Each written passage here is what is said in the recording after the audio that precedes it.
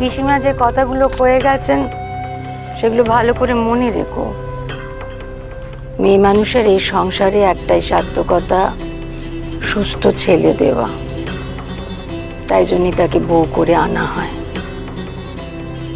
তাতেই তার মান থাকে। যে বউ সেই কর্তব্য ভালো করে পালন করতে পারে তার তত মান, তত জায়গা। ছেলেই সেই জায়গা করে দেয়।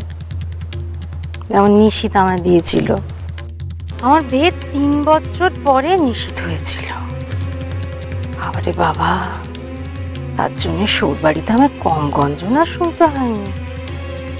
সেই কথা শোনা যে কি, সে পিসিমার কথা শুনে আজ করতে পারো। বাজা বদনামও জুটেছিল আমার কপালে। দিনের পর দিন চোখের জল ফেলেছি।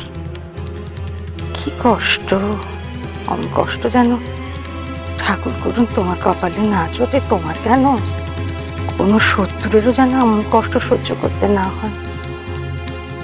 তারপর নিশিতে এসে আমার সব কষ্ট কেমন জুড়িয়ে দিল।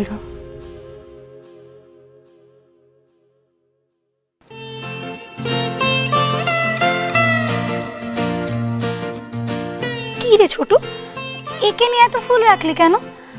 কি বানাচ্ছিস সেটা? দিল, আমার নিশিত দাদার দিল। দিল? আরে হাট গো হাট, যাকে সিনেমায় বলে দিল। শোনোনি, দিল তো পাগল হে, দিল वाले दुल्हनिया ले जाएंगे। আজ নিশিত দাদা হলো দিলওয়ালে, আর বড় বৌদি হলো দুলহানিয়া। হাসির কি হলো? দূর বোকা, এটা তো দিল। এটাকে তো কেমন পানির মতো দেখতে না? সাদে কি আর বড় মা তোমাকে বকা দেয়? এটা তোমার পান মনে হচ্ছে? এটা তো নিশিত দাদার দিল। আর এই পাপড়িগুলো হলো পেয়ার। আমার নিশিত দাদার দিলে এরকম অনেক পেয়ার আছে বড় বৌদির জন্য। খুব পেকেছ না? বড় মাকে দেবো বলে? সুন্দর দিদি, ভালো হবে না কিন্তু। সব কথা বড় মাকে বলার কি আছে বলো তো?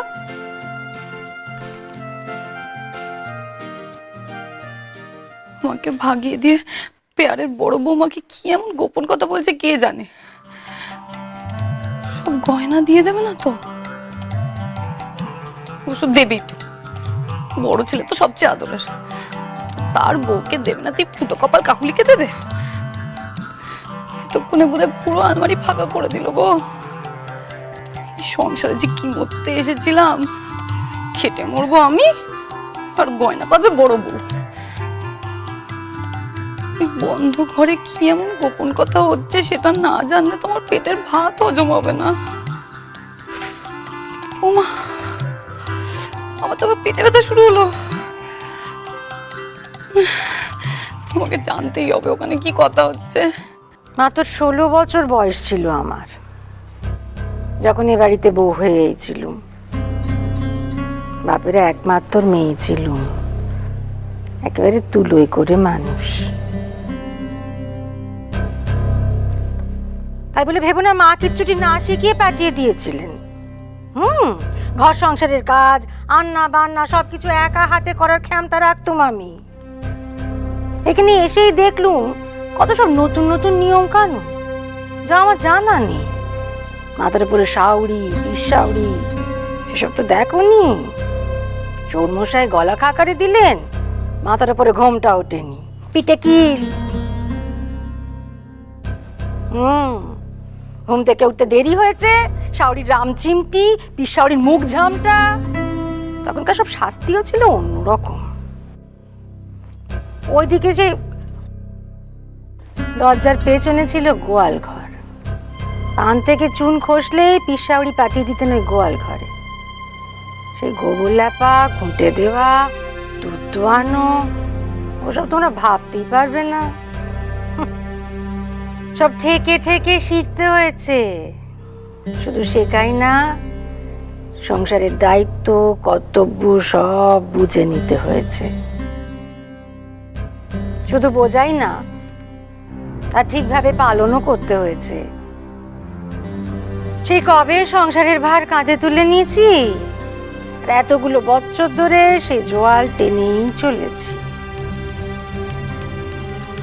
এভাবে তোমাকেও সংসারের ভার বইতে হবে। এই যে আজ তোমায় সাজিয়ে গুছিয়ে দিলুম, ভুলেও ভেবো না আমার ছেলেকে বশ করতে, মোটেই তা নয়। আজ আমি আমার ছেলে দিচ্ছি তোমায়, বছর ঘুরলে যাতে তুমি নাতির মুখ দেখাতে পারো।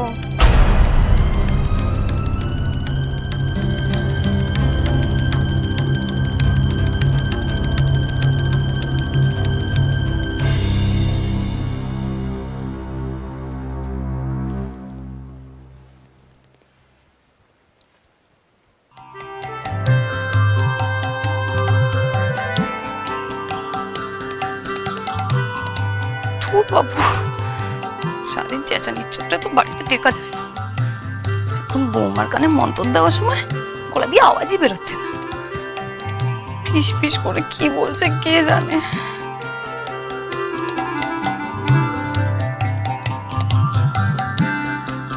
শাশুড়ি বউ মিলে আমাকে জব্দ করার প্ল্যান করছে না তো? একটা কথা ভালো করে মাথায় ঢুকিয়ে নাও, আজ থেকে তোমার নিজের বলে আর কিচ্ছু নেই। তোমার চাওয়া পাওয়া, শখ আহ্লাদ, ভালো মন্দ সব এই পরিবারের জন্য। আজ থেকে তুমি মেয়ের খোলস ছেড়ে বউ হয়ে উঠলে। এই পরিবারের বাইরে আর তোমায় কিচ্ছু ভাবতে হবে না। আমার ছেলে কি সে ভালো থাকবে, তার ভালো মন্দ, শখ আহ্লাদ, চাওয়া পাওয়া সব কিছু তোমায় দেখতে হবে। সে যে সব সময় সব কথা মুখ ফুটে কইবে এমনটি নয়, তার না বলা কথাও বুঝে নিতে হবে তোমায়। তার সমস্ত স্বাদ মেটানোর দায়িত্ব তোমার।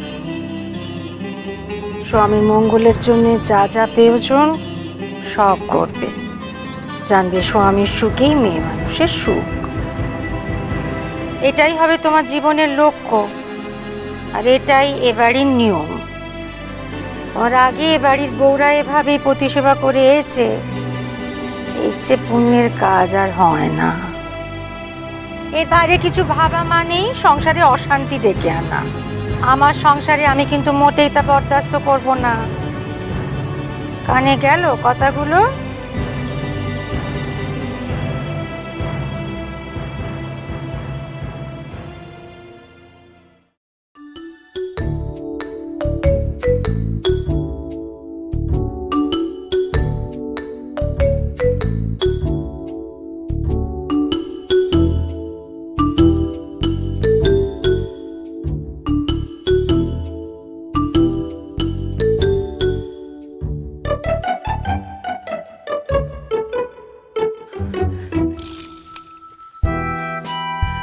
শোন ভালো করে, কি শুনতে পাচ্ছিস?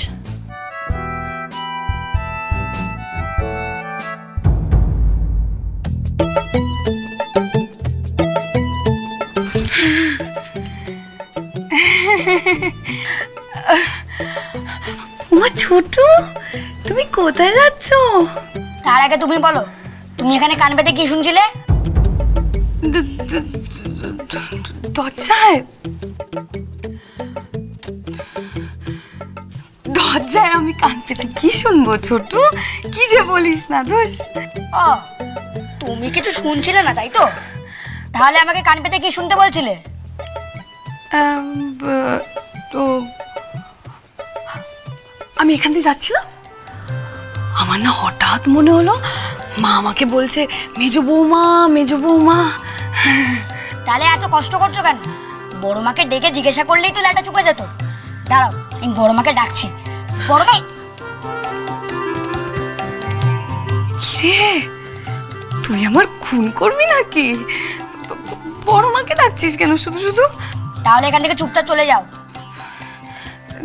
যাচ্ছি তো। সব সময় আমার কপালে শনি নাচে।